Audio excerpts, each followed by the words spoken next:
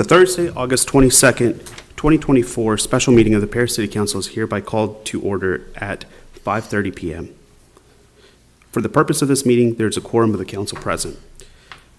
Agenda item number 2, invocation. Mr. Gene Anderson will deliver the invocation. Please rise.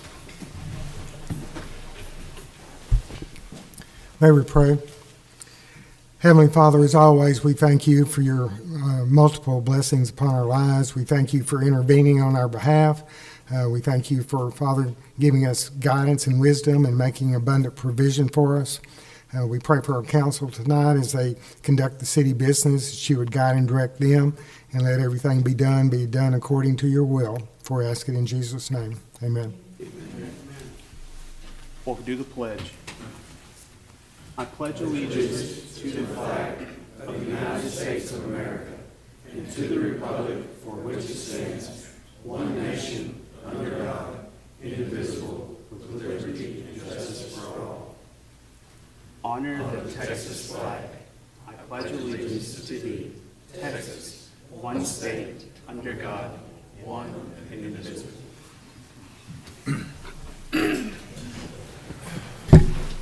Agenda item number 3, Citizens Forum. Persons desiring to address the council must limit their presentation to no more than 2 minutes. Unless an item is posted on the agenda, the Texas Open Meetings Act prohibits the council from responding to any comments other than to refer the matter to a future agenda item, to an existing policy, or to a staff member with specific factual information. Claims against a city council members or employees, as well as individual personal appeals, are not appropriate for a citizens forum. If necessary, the city council may convene into executive session under chapter 551 of the Texas Government Code regarding any item on this agenda. The public forum is now open.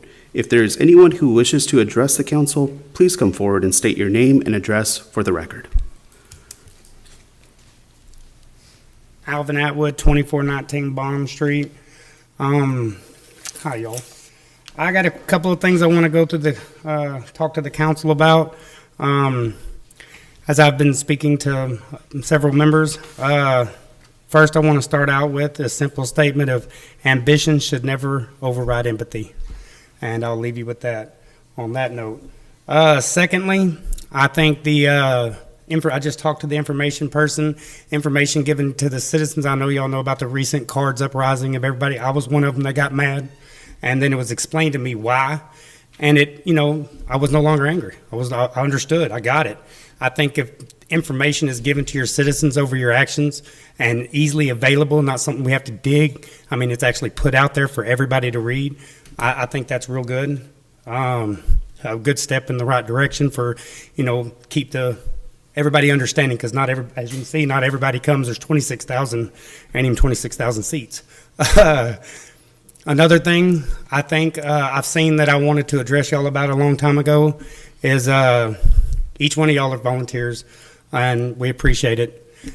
Just remember that you're here to represent us, and that these 5-0 and 4-0 and 6-0 votes, that's concerning. My favorite thing about you is that I have seen you argue for what you believe in is right, and it's not always just yay, voting with the majority. I love that about you and that passion, and I'm glad you're still sitting there. Another thing I seen on y'all's budget, to where y'all are trying to clean up some properties and move money for that. I think somebody should probably go try to talk to the sheriff. We used to have it to where he would send out some of the inmates in there sitting out minor times, and that saved the city a lot of money. I think, maybe work out some kind of deal versus how much we're paying for our crews to go out there and how much it would cost to hire an officer just for a babysitter. I think, weigh that up and see what y'all could do there. I'm out of time. I appreciate it. Y'all have a good day. Thank you.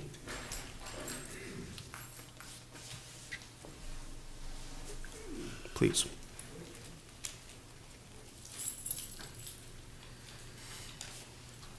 I'm Tommy Haynes, 3095 Abbott Lane, Paris, Texas. I'm here to speak on behalf of Larry Shank, who called me at 3:15 this afternoon. He has had an emergency, and he called from out of state for a family health emergency. So he will not be here tonight, and he asked me if I would thank the mayor, city council, city staff and all of the people and of the retirees that have been coming. I'd like to second the motion to what he said, thanking all of you for listening to us all through these seems like months, but I want you to know that we really appreciate what y'all have done. And I'd like to ask, would the retirees of the city supporting the COLA please stand and be recognized? Thank you. Thank you.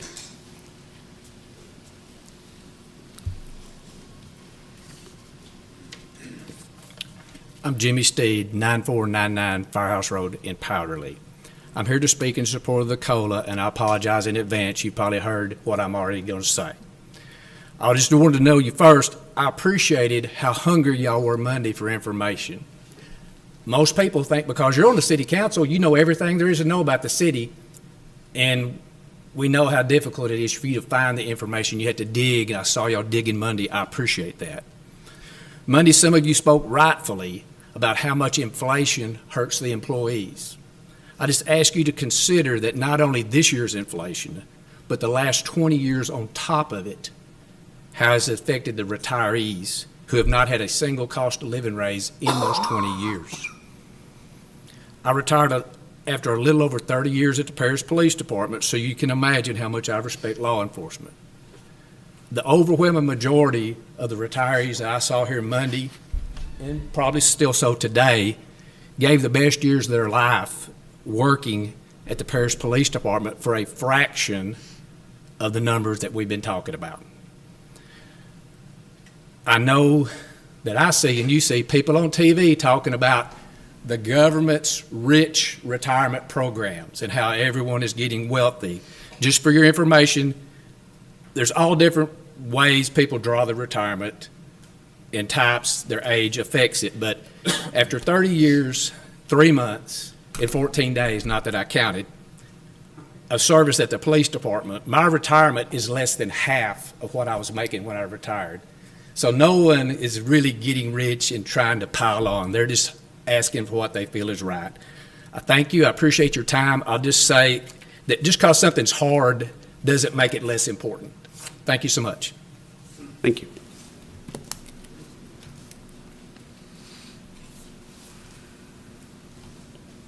Tiny Freeland. I live at 804 12th Northeast. Worked for the city for over 20 years. I started when I was 18 years old at the city and worked my way up from the bottom to when I left. But I hadn't had, after I retired in 06, and I hadn't had a cost of living raise. My check has never went up since 06. Never got a raise.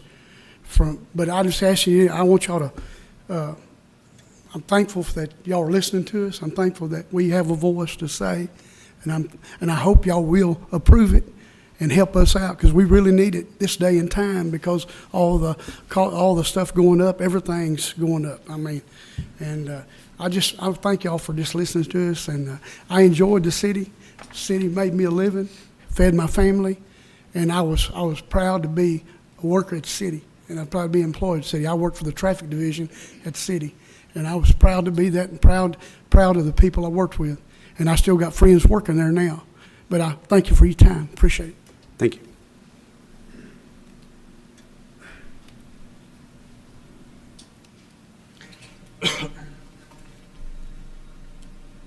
Evening, my name's Bob Hunley, 130 County Road 43010 in Powderly. I wanted to share this real quick because I know y'all are getting beat to death with this stuff. I started work for the city of Paris in the police department in 1975. And when I started out, the pay was $566 a month. And so I've seen that grown a lot over the years. And the main problem we have, and I'm going to just take off on what Chief Salter was talking about the other night, there's hardly an officer in Lamar County that was not hired and trained by the Paris Police Department before they went someplace else. And so I throw that back on you again just to come back to recruitment and retention. And The salaries, we're going to leave that in y'all's capable hands. But the benefits package, when you throw anything else in there that you can entice somebody, not only to come to work for the City of Paris Police Department, but stay there. Because I promise you, and y'all are all professionals, do you want somebody handling your work that's got 2 years experience or 3 years experience? Okay, it's just simple as that. So retention is a very big part of this. I appreciate y'all. This is the first time I've been in a lot of council meetings, and I've seen a lot of councils. Y'all have been more inquisitive and interested in what was going on than I've seen before, so we certainly appreciate that. And we'd ask that you approve the COLA for the retirees. Thank you very much. Thank you. Is there anyone else?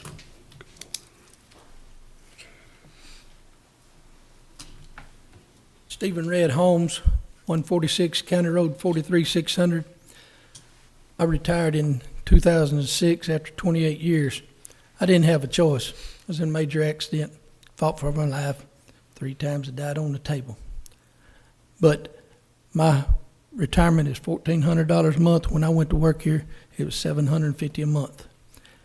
Like Bob Hunley said, this is the first council we've had in a long time that would listen to us. I wish the other council members previous, but they started cutting our benefits. You know, we was guaranteed we was going to have health insurance afterwards. Thank God I got disabled and Medicare picked me up. But I know you was riding a good horse to death, you would get up here and ask you. But, you know, every one of y'all, a lot of you I knew, y'all was praying for me. And we've been praying for y'all because it's not an easy job sitting there at the council. But I hope and pray that y'all do what's right and help the retirees and the current employees. I mean, they had the retirees stand up. This is a benefit for current employees to help retain them. It's not just about the money. They need these benefits. And then we have to tighten our belts. I understand that. And, you know, do it to the new people. Just say, hey, you're not going to have that benefit if we have to tighten our belts and shorten it. But don't do it on the ones that's been dedicated to answer response to y'all's houses and businesses over the years. Thank you very much. Thank you.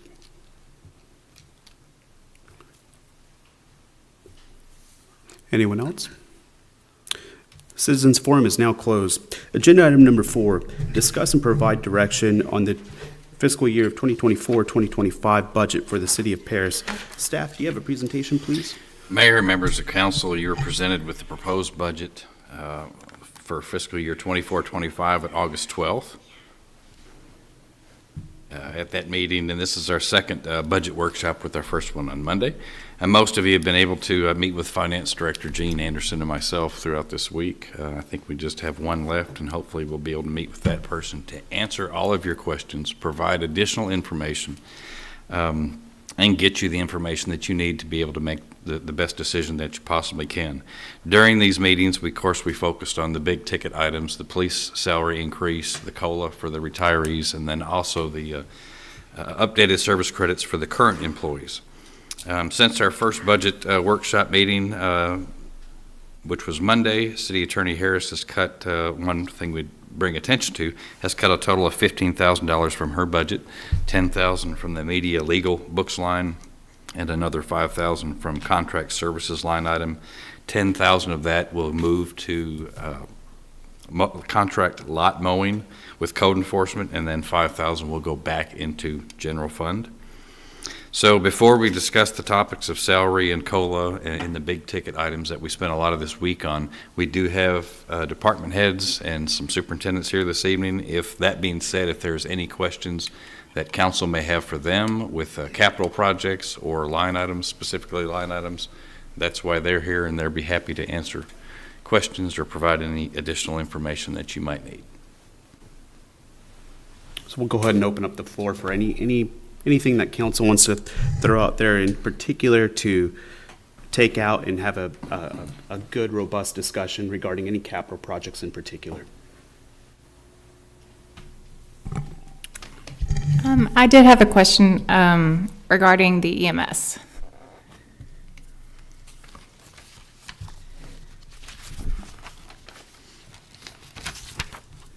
Yes, ma'am. Yes, it's on page of revenue. page 3. The proposed budget for revenue in 2025 is $4,178,000. And then, but expenditures,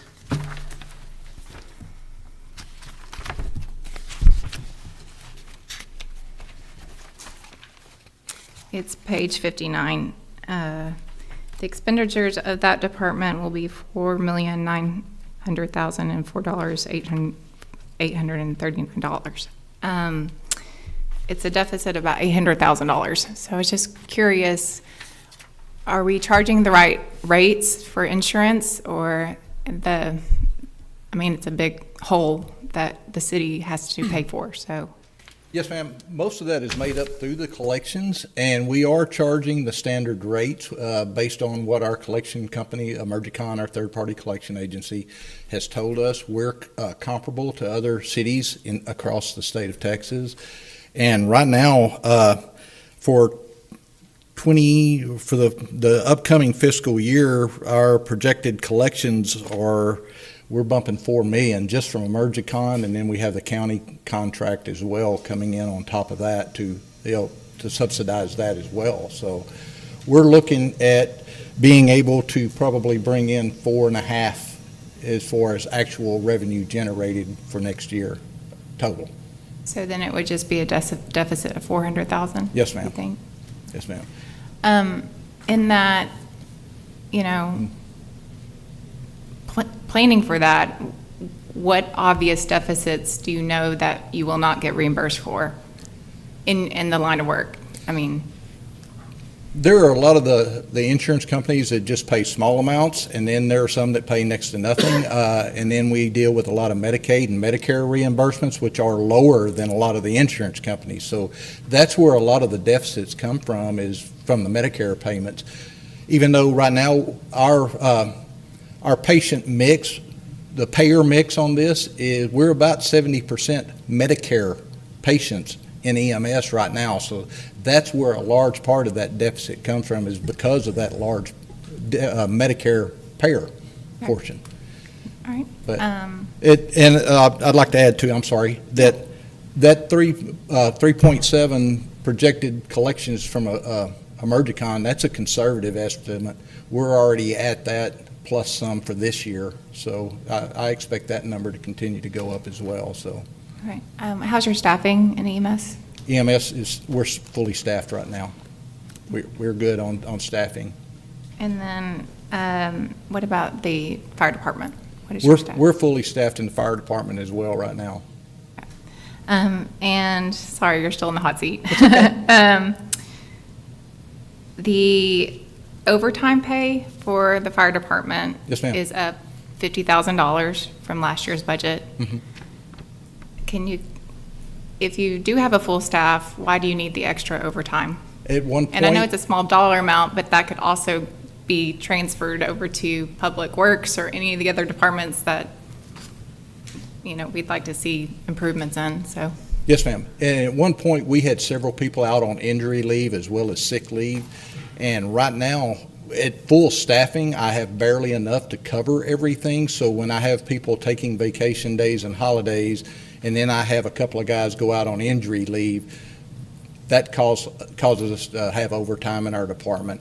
Then on top of that, we've had a couple of mobilizations to help with West Texas fires, and that money is recouped. Sometimes it takes us a little while to get that money back, but that money is paid back into the budget from the state, from TDM. Yes. Again, in all of these departments, we are looking for those small dollar amounts to transfer to things that all of our taxpayers want to see. And my position is that I'm asking, and I'm sure, our Grayson and our city manager have gone to everybody, but there are still little dollar amounts that if we could fund those into some of the code enforcement and the West Paris need, because we've heard a lot about that this year as well. I'm asking that the budget reflect that. Yes, ma'am. I did have one quick question. Yes, sir. Regarding the expenses for EMS, I know Emergicon came out at $350,000 anticipated. Why such an increase? Just out of curiosity. Because our collections are up and they collect on a percentage basis. Gotcha. That's actually a good thing that their budget line is increasing because they're bringing in a lot more money than they have in the past for us. Our collections have increased quite a bit. Good deal. Just wanted to check in and see. I Yes, saw sir. that number to be pretty high, and I was like, oh, let me, just out of curiosity. Yes, sir, Thank it you. is. Thank you. Anyone else? Well, maybe I just need clarification Yes, ma'am. on the county side. Yes, ma'am. The EMS is included in county expenditures and revenue, is that correct? We have- The EMS is. Yes, ma'am. We have a county contract that allows us to respond out into the county, and they have I would have to reach out to Mr. Anderson to elaborate on how that percentage or how that grows every year. For next year, it's going to be $465,000 is what we will collect from the county. From the county? From the Okay. county for us running EMS services into the county. And that number does increase yearly, but I don't know. It's increased based on the Consumer Price Index, and the specific index is named in the contract. And so, in recent years, it's been, I think the biggest year's been 5% because inflation's been up. But it's, historically, it's not quite that much, more like 3% or something. But we do adjust it every single year under the contract. Okay. I have a question. Yes, ma'am. What part of the year do you pay overtime the most? What part? That's going to It's vary really so depends. much depending on when people are sick or when they are out on injury leave. I had one firefighter that was out injured in the line of duty, and he was out from April up until just this past month. So, I mean, it's really hard to say what time of the year. We manage our staffing the best we can. I have 16 men per shift on the fire department, and we have a minimum staffing of 14. But that allows us to have 2 off on vacation or holiday at any one time, but then if somebody's sick or somebody's got something else going on with an injury or anything, that creates overtime just to keep the normal staffing, and it varies from different parts of the year based on what their injuries and illnesses are. Okay, thank you. So for a city our size, do they have the same allotted number of fire staff? Yes, ma'am, and then some. Actually, according to national standards, we are understaffed. I mean, I don't want to sound like an alarmist, and, I mean, the fires are out, we're taking care of business, but we are actually understaffed by national standards. I can't put enough people on the fire grounds on a residential or a commercial structure right now within the allotted time frame just to meet the national standards. What is the national standard? The national standard is for me to put 16 people within 8 minutes on the fire ground just on a commercial, a residential fire. On a commercial fire, it's in like 22. I can't do that unless I'm 100% staffed and no one is off. Now, we can get them there pretty quick. We call in overtime as necessary, but right now, like I said, as far as staffing goes, we're taking care of business, but we're understaffed by standards. Is that 16 people no matter the size of town? Yes, ma'am. Okay. That's NFPA standards, 1710. Well, your firefighters responded very quickly to my emergency this week. I'm glad So, they yeah, did. and it was nice. Good. Yeah, they were there in 6 minutes. That's awesome. So I appreciate it. Thank If you'll you. pass the word. I will. Thank you. Anyone else? Chief, I think you're off the hot seat for now. Thank you. Thank you. I did have one thing that I wanted to bring up, and this has been this week, actually, and I know we've discussed this as a council before too, but very briefly. We've seen a lot of transition within staffing and within council too. I think it's important for us to have a strategic plan that we sit down as a council, as a staff, and have a good understanding of what is our plan, what is our vision, what is our mission behind the direction of where we're going as a city.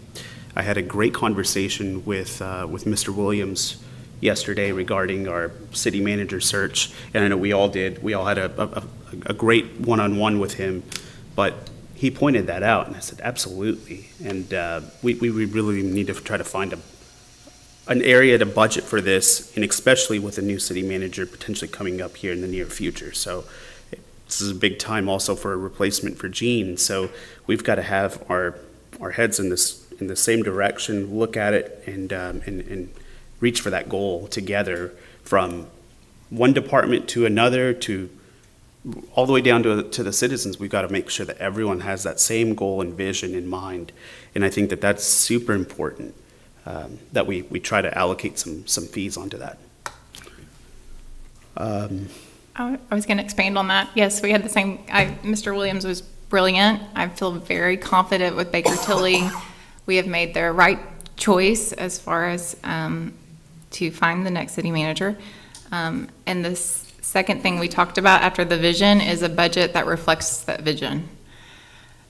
My position on the COLA is it feels like it's rushed because we have not, one, identified why it was stopped in 2008, and secondly, we are in a transition period, and with that new city manager, I feel like that is an opportunity to find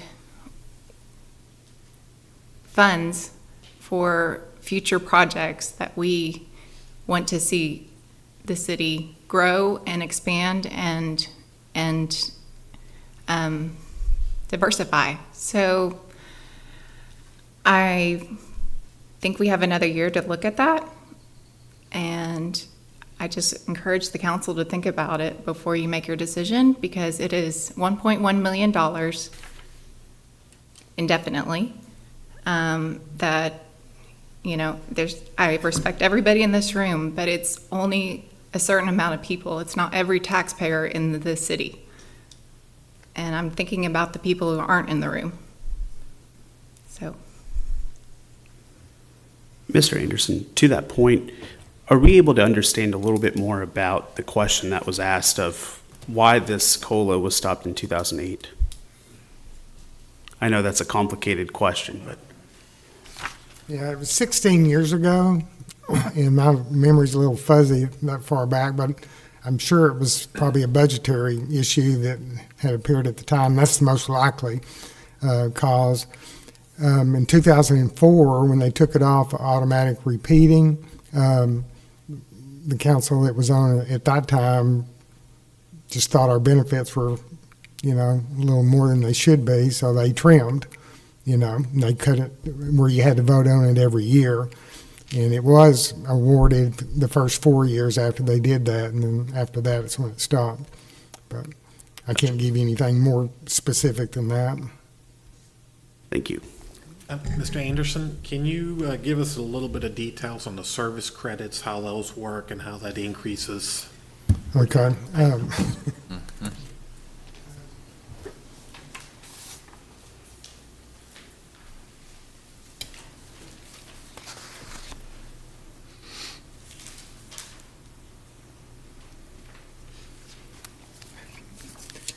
The updated service credit, you know, is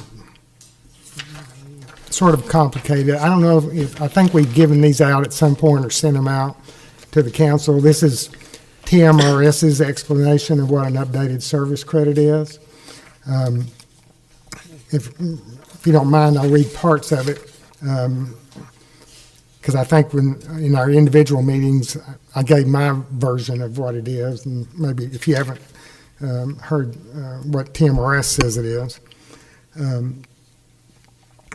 It says updated service credits is a financial credit that can increase your benefit at retirement based on changes in your salary or your city's retirement plan. Each city has to vote to do it, and most cities do updated service credits. How is it calculated? And I guess this is probably the key question. Said TMRS calculates updated service credit each January by comparing your current TMRS retirement cash balance to a hypothetical balance using your city's current plan design and your average salary for the last few years.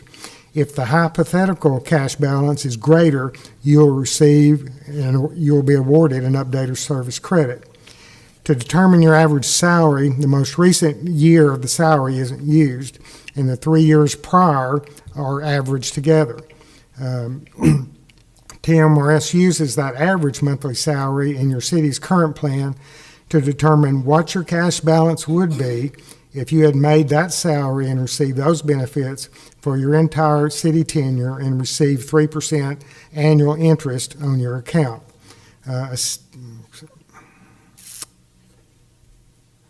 Okay. If the hypothetical cash balance is greater than your actual cash balance, the difference is multiplied by the USC percentage your city has adopted.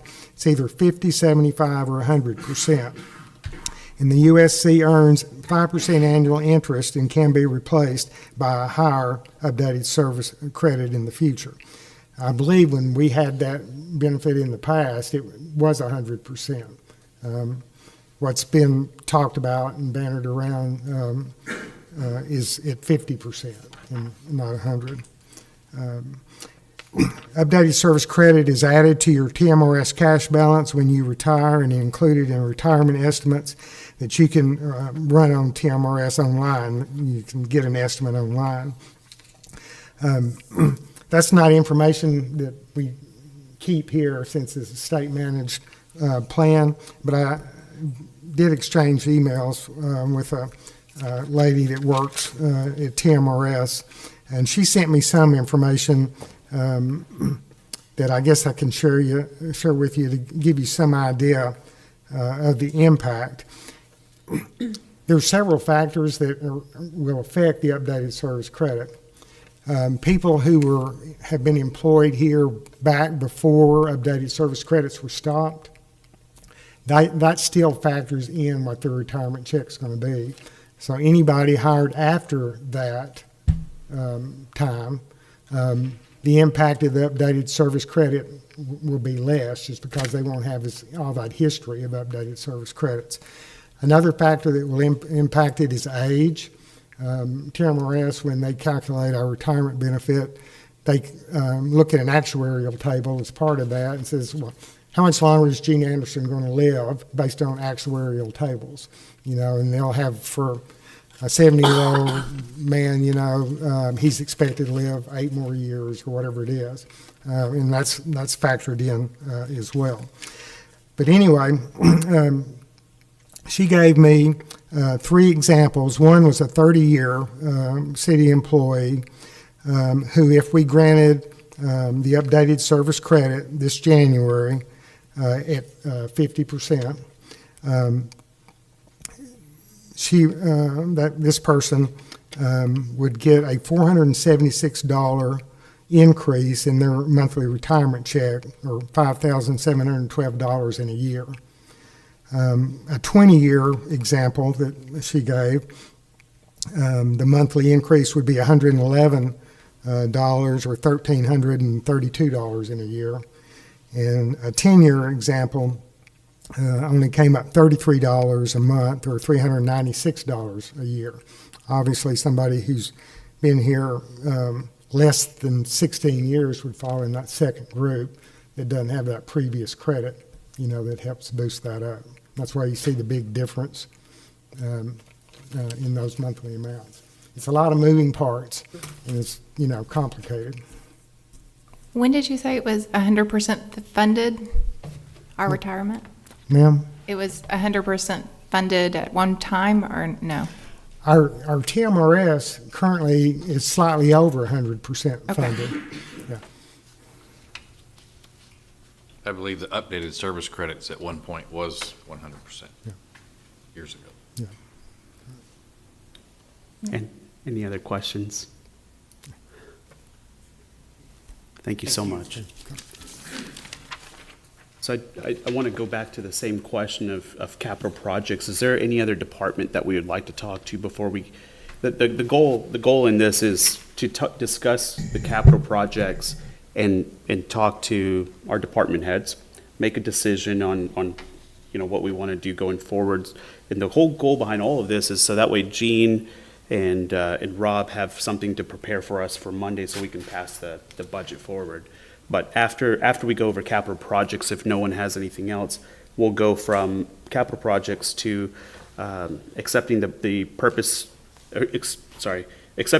budget regarding line items as presented, accept the proposed personnel reassignments that were discussed. There's 2 employees, and then starting salary for police, going into the COLA, and then talking about updated service credits, a USC that we were just referring to for current employees. So we'll continue on the capital projects. If there's anything else that we'd like to question, ask any questions to any of our department heads that are in front of us today.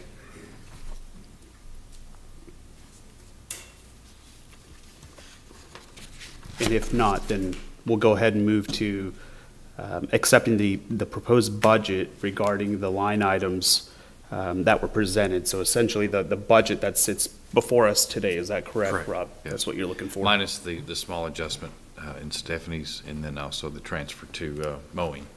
Okay. That will be adjusted. Okay. Do you need a motion and all of that? You need a full vote for this, or are you just Yeah. looking for direction? Direction. Okay. When we get to the last 3, then we will ask Have for a a vote. vote. Yes. Okay. So Last 4, excuse me. is there anything in particular that council sees that we need to take out in terms of anything that's been presented within the budget thus far? I do have one question in regard to health insurance. I know there's an extra $25 budgeted for that, and obviously we don't have a renewal yet. If the renewal comes in at the same number, is that going to be put into employees' HRAs, or is that going to go back to the general fund? Gene, would you mind responding to that, please, sir? If the stipend that the city budgets for an individual exceeds the premium, what historically happens if they're on the high deductible plan, they have an HSA account associated with that, and that excess would go in their HSA account. If it's not a high deductible plan, it probably has an HRA connected to it. They could direct it that way, or they can apply it toward a dependent premium. Thank you. Thank you, Gene. All right. Any other questions on any other line items within the budget that we don't accept?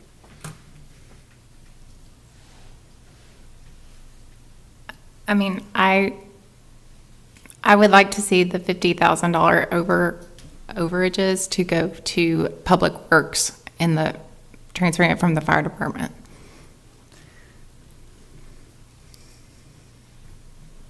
I don't have an issue with that. Okay. I would say noted, but I would caution us cutting our overtime budget drastically, because if we do need it and we don't have it, we will have to pull that money back from somewhere else, but noted. Okay. Is that something that we can discuss? I know it was just presented today, but is that something we could discuss more in depth on Monday before we take that final vote? Certainly. Okay. Is that fair? Sure. Okay. Anyone else? So it sounds, please, yes. I don't know if I agree with taking the overtime money. I don't agree with that. That's okay. It's just noted. Okay, We're not voting on it. I'm just Yeah. saying. Okay. Moving on to the next item. So we're good on the budget as it sits currently. Want to talk a little bit about the proposed personnel reassignments that were discussed within the memo. We have 2 employees. Rob, would you like to kind of discuss a little bit more, elaborate a little bit more on this? Sure. One is Brian Dabbs. He's currently in our IT department, and he will be moving from his current position to handle basically cybersecurity. and will be heading up that section of IT. He has a strength and a lot of knowledge in that area. We will increase his ability and his skills as well. And then also not just, he will be in charge of handling and teaching other employees how to handle cybersecurity, and then also how to recognize it, how to prevent it. So that will be his main objective, main center of approach or concern. Our second is Bill Loranger. He's been Parks Superintendent for 29 years, correct? Not 24 as it stated the other day, so I apologize for that. The proposed move is to move him to Public Works Assistant Director. As the Public Works Director, Michael Smith, has had another division placed underneath him. He's got more supervision, more responsibilities, more areas of responsibility. This will allow him to have someone to come in and help out with some of those larger administrative type projects. So that's kind of up to our discretion to kind of say yay or nay on. So I just kind of wanted to get a general sentiment on this. I know that there have been a few other employees that council has been pretty vocal about to say, hey, we would like to see them get up there, and they've really shown a passion. And I know that's kind of out of our purview to be able to select and say, hey, let's do a spotlight on this individual. But we've already kind of shown those, and as mayor and in discussions with council, I know we've had that discussion just to kind of put that out there to look if we can work on those individuals going forward for the next budget year, just to see what we could do to have those discussions for them and be able to advance those too. Certainly. Is there anything in particular we want to discuss regarding the reassignments of these two employees? And if not, then we're effective to go forward with that. Thank you.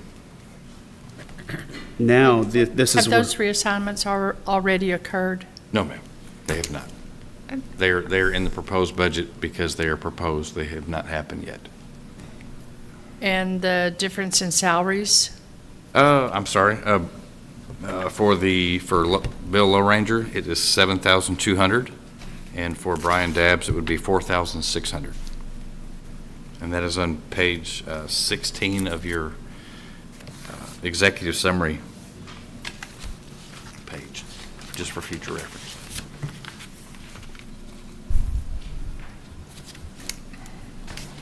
Yeah, that's right. It's on that Capital Excel sheet. Yeah, right. The second to last and the third to last line items. Okay. Now we will move on to the starting salary for police.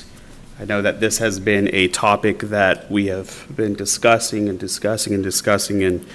now's the time for us to come to a conclusion on this. So is there anyone that feels inclined on a particular number? The numbers that we've been discussing, just to recap, have been $66,000, $68,000, and $70,000. So I'm happy to start this off. Please. My focus on this budget is basically for the police increase, and my recommendation is the 70. I think that puts us more in line maybe with some of the areas closer to us, and to get hopefully up in staff, from the 15 at least start that. I know that it probably takes about a year to get a policeman vetted, trained, and then on. So, we're talking about a year from now, or from a year from the time that we pass this budget. I'd like to ask Chief Salter if he would,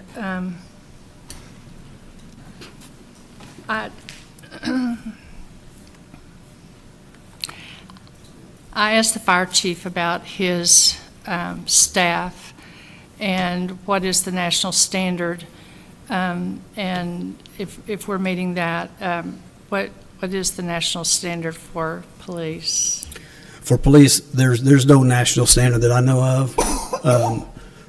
We're supposed to be staffed with 10 officers per patrol shift. We have 4 patrol shifts. Right now, we have 4. We're pulling our officers. They are working their days off. They're working overtime. That's why our overtime budget is so high. Our problem is retention. It's recruitment and retention. And so I'd love to have 16 officers per shift. So we had some numbers that were given to us from some cities, but I know that there are some cities closer to us and that maybe I didn't have those numbers too, and I was wondering if you do, or like maybe the direction more that Paris goes when people leave town than. So it's the closer you go to Dallas, the higher the pay goes. The departments that were presented in the last meeting are not our competition. Some of those 8 cities are 3 hours away. I don't know how they were selected. I think they were on a previous year's budget. But they're not any competition to us. The competition regionally, our local competition is the real problem for retention. And that is, until we can establish a good pay gap between us and Lamar County, we're going to continue to lose officers at a high rate, faster than we can recruit them and fill an academy. And it's like you said, it takes a year to hire an officer, train him, and get him on the street on his own at a cost of about $100,000 if you factor in their training, their travel, and their salary. When they finish and they're on their own, they are being actively recruited by 4 school districts and the Lamar County Sheriff's Department. So that's $100,000 that we just lost because then that's where we're losing most of our officers locally. They are born here, they were raised here, and this is their home. If they want to, tomorrow, a 3-year officer can go 90 miles west and make $40,000 more a year in several departments. There's, the McKinney, Denison, Sherman, all those departments pay considerably more than Paris PD. And if the thing is, our officers stay home. So our real problem is local competition. Regional competition is out there. We are not well paid compared to those cities between us and Dallas. If you were to line them up, we'd be closer. We would be maybe 2 from the bottom on those. Bonham is right neck and neck with us, and they're our closest. Greenville is considerably higher than us, and they have a resolution or an ordinance in place where if their local competition gets a raise, then they raise their officers' pay equal to that amount so that they don't lose officers to those local departments. Because the closer you get to Dallas, the stiffer the competition gets. And right now, there's such a national shortage on police officers. Departments, higher paying departments are stealing officers from lower paying departments. And that's going to be that way until the profession, until our profession becomes popular again. And that's the bottom line. It's not a popular profession right now. There's 2.5 officers killed a day in this country right now. So it's a dangerous job, and right now we're demonized in the press. So that has killed recruitment in this country. We used to, Paris PD, and I'm sure some of our former employees back here can attest to this, there used to be 50 people show up to take an exam to be a police officer here. We're lucky now if we get 10. And out of that 10 to 15, if we do get, we usually will end up hiring 2 out of that group after we do the backgrounds and all of the testing. So we've been averaging about 6 or 7 officers a year that we're able to recruit, train, and get on the street. And then we lose them, and we lose some of those. So we have to stop the bleeding of officers. And the only way we can do that is to create a pay gap between us and the county. That's the bottom line.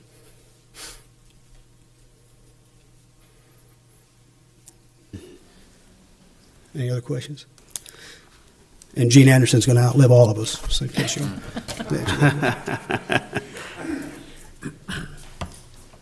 So we've got one, one favoring 70.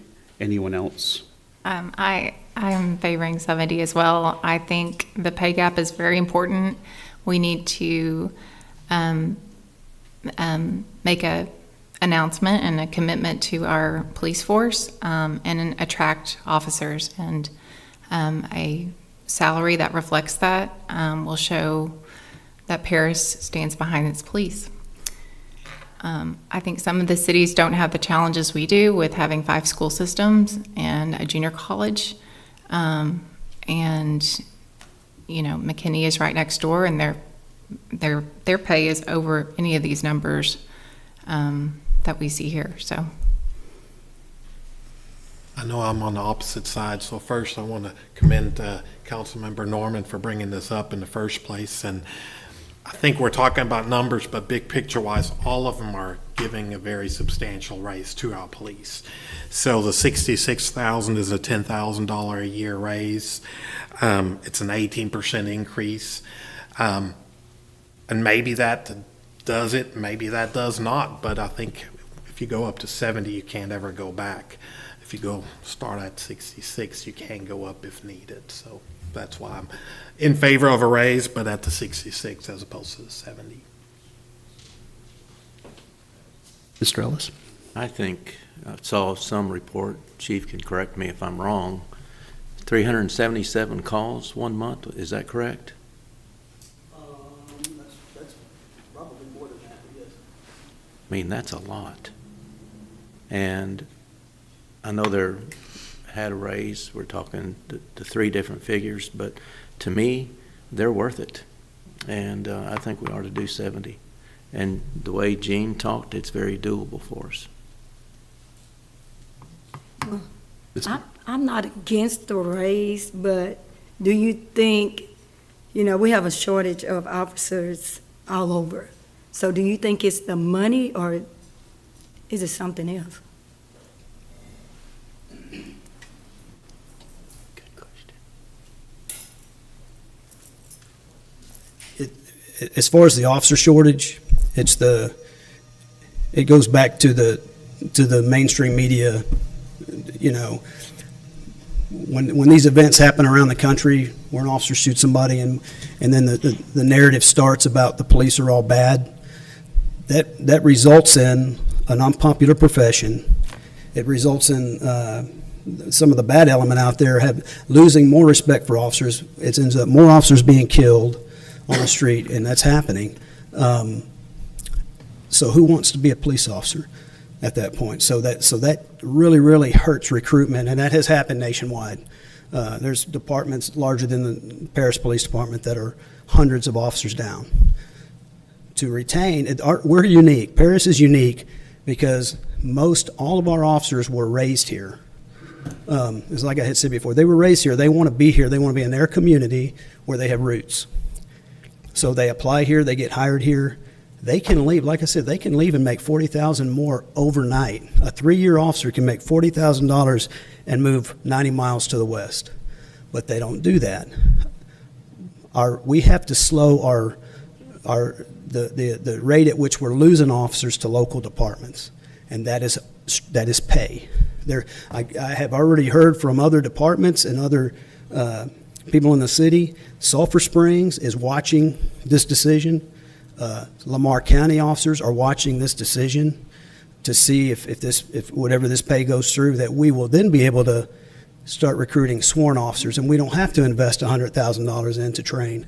They're already sworn, and they will jump and come to Paris PD for more money. So, you know, they say it's not always about the money, but it's about the money in this case. Okay, thank you. Can I ask a question, Chief? I've never been a police officer, so I don't understand all the workings of the police department. But is the working atmosphere within the police department with the officers' camaraderie, is that good? I think it's very good right now. Yes, sir. Okay. I know when I went with the fire chief, it was very good, very strong camaraderie. And when I was with you, they were out on the streets. So I just wondered about that. Yeah, I think we have really good morale. Thank you. And I welcome anybody to come and talk to our officers and ride with them and ask them directly. Of course, I'm going to say we have good morale. We That was do. a loaded question, I It know, was, but yes. thank you for that. Okay, all right, thank you. Ms. Moore, what say you? Well, I'm with Rudy. 66. Okay. I wish we had the opportunity to raise teacher pay too, but we don't. That's in Austin. So.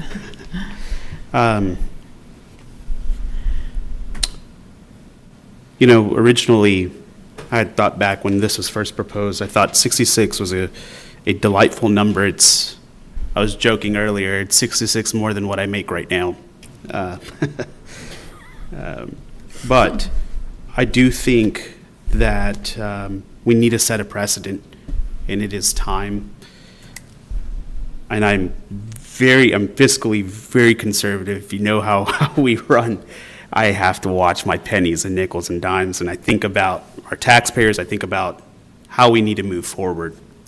But with that being said, we also have a ridiculous amount of crime, drugs, things that we need to combat within this city that unfortunately sometimes is out of our control.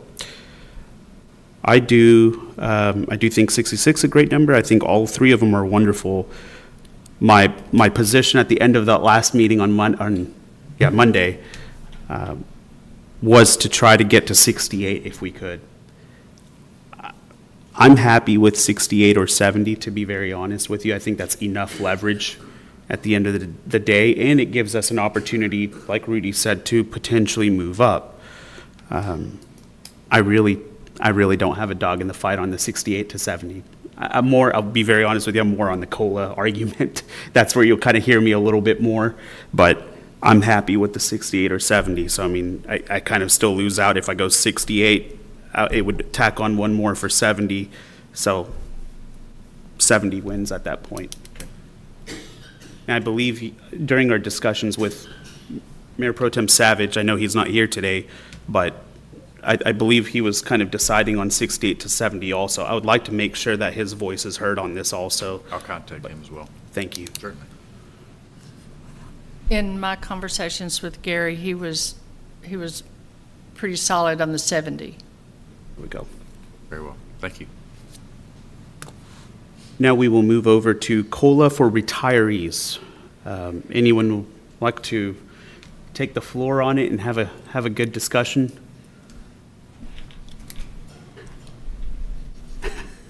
Not all at once, please. It's okay. I'll go first. Again, I am humbled and appreciative of all the people in the room who have stood up at the meetings for months, absolutely. Again, I feel like there's not enough information from 2008 of why the budget didn't reflect, and there had to be a stop to it. What in that budget was too expensive that year. We do not know what's going to happen in our economy this next year. They just revised the labor report of 800,000 jobs, and overnight. And so there's some strains in our budget that we just don't know, and this is another unknown. I feel like another year to see where we are, because we do have another year to make the decision, would give us some time to look at all departments, and with the help of a new city manager and maybe a new finance director, there are some creative ways that we could get it accomplished. But for right now, I'm not in favor of it.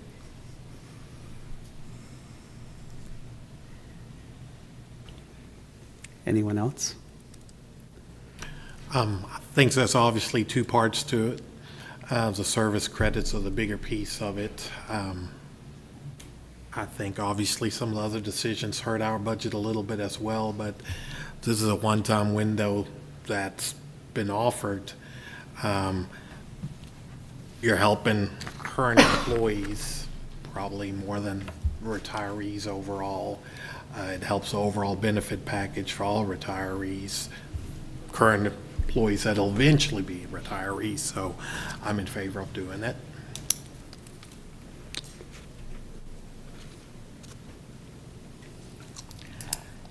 So my focus, of course, is back to the police. If push comes to shove, then, you know, I'm going to go with the salary increase. I know that we do have another year for the COLA. I can't see that it wouldn't pass next year when if it does get pushed to next year. I do think it's important, absolutely, to look at that with close eyes, and as well as the service credits.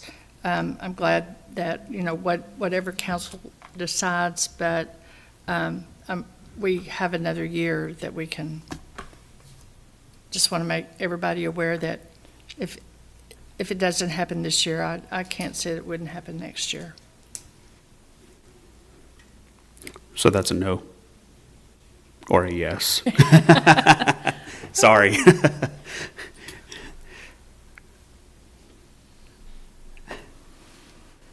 Well, let's hear from everybody else Sure. first. Well, we can come back to it. It's okay. Absolutely. When it was presented to us, originally, it was kind of all together. The police salaries, the service credits, and the COLA.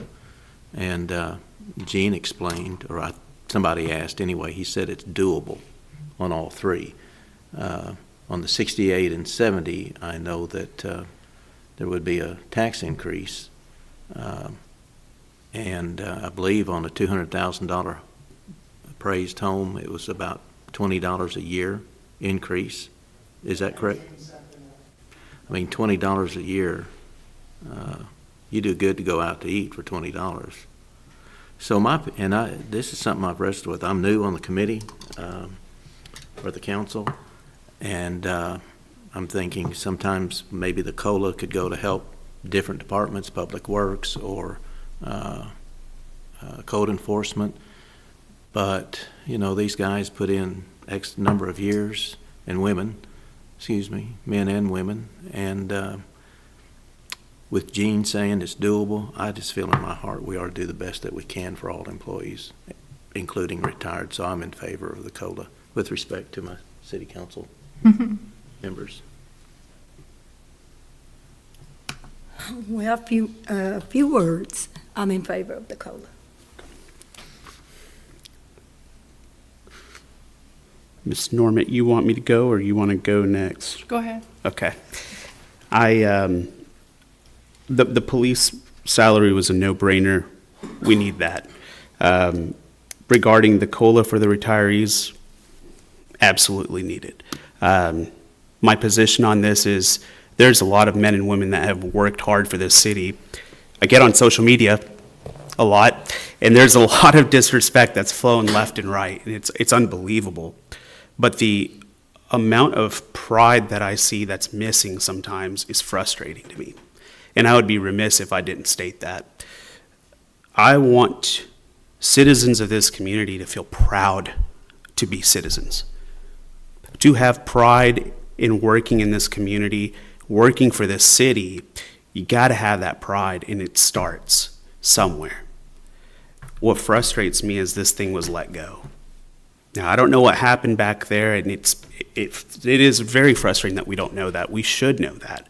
I would love to know that. Heck, I would love to know why we didn't get some of the other things passed in the past. But I want to stand up today and say I want to support a raise in this retirement policy, in this COLA, and really in the USC, just because that will help us to now recruit better, retain better in all positions. So that would benefit all departments. We need it badly.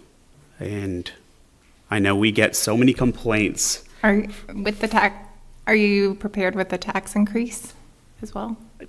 I think we have to. It's inevitable, unfortunately. Year after year, we've kind of just stayed, at a just a neutral level. And I appreciate that. But right now, we're in a pretty hard time in this city, and we've got to unfortunately put in. The more we put in, the more we're going to get out. And if we don't do it, then are we going to pass the buck on to our kids, to our grandkids, right? And I don't want another wastewater treatment plant 20 years from now that we discuss looking back, hey, why didn't they do that, right? So my vote on this, on the COLA, is definitely, I think it's a yes.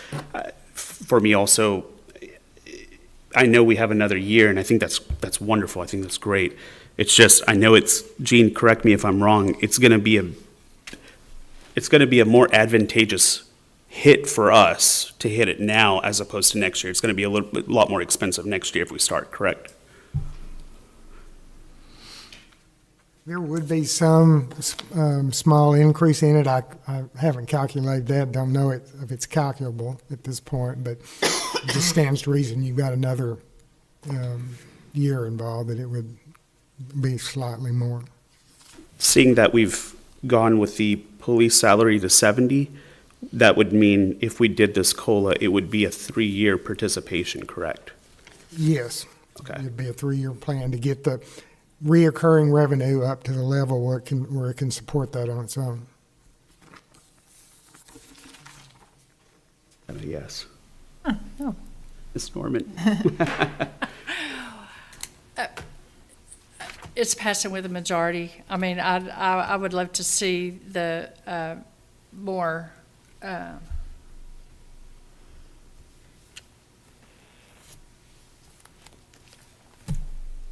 equal budget toward all departments, but that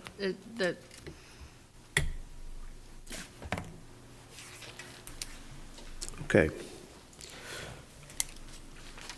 We'll move on to the updated service credits for current employees. Well, if you're doing the COLA, Oh, yeah, it's already- then updated service credit comes along with that, so Okay. that would be an automatic yes. Okay. All right. Is there anything else that you're needing right now? If you had mentioned taxes, I would think that would be a good time to have this conversation to, if you are dedicating, you're dedicating not only yourselves, but future councils to that 3-year. And I would suggest even those that did not say 70 for the salary, once the council's locked in, then that is your new tax rate for the next 3 years. So I would think that would be an appropriate time to have a conversation about that. Okay. Well, I mean, it was an either or for me. I mean, my priority was the police, and if it was an either or, then I was going to choose the police. If it's not an either or, and we're in agreement that we are going to raise taxes, then yes, the 3-year commitment to do that, because I do not want to, I want to have a balanced budget, as Gene likes, but I also don't want to be Chicago or these cities who can't fund their pensions and are falling apart because of retirement plans. We see it on the news as well. That's my only goal. I mean, it's not to disrespect any of the people in the room and what we're trying to accomplish all together, but I also want our parks to stay pretty and our roads to stay safe and our communities to grow and be prosperous. So, I completely agree. I think you make a great point. And we've found ourselves in a really tough situation where we need more revenue in this city. We just do. As you know, inflation has wreaked havoc everywhere in this nation, and now's the time, unfortunately, that we're now having to look at tax rates. So I think, as much as I hate to say it, I think we need to have an increase. But that's the inevitable cost. I mean, if we want a safer town, a safer community in general, just that alone, we're going to need more money to float the budget. So I agree with that. And the tough part is, obviously, I think that's a slight deficit budget for 2-3 years, depending on how many police officers we hire. It will hurt us in the next couple of years on capital projects a little bit, but I think it's something that's needed. Agree. Great.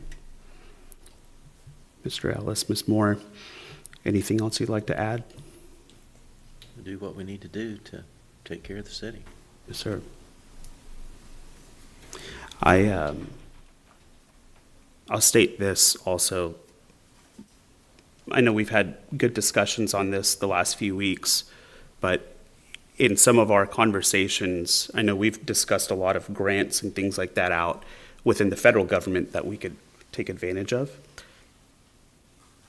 Talking to U.S. Representative Fallon's office, there's a great deal of opportunity where his office is willing to help us find grants that they could help with. I think we need to potentially come up with a subcommittee of sorts within council and involve the public in it too, potentially, to see, hey, what are some of the things that we would want to see funded, and if Representative Fallon's office can help us, we got to do whatever we can to research and make sure. But we pay our taxes. We need to get that money back to be able to put back to the community we love, rather than some of that money going somewhere else. So I'm in full agreement on that, and I would love to bring that up as another agenda item in the future to be able to plan that out.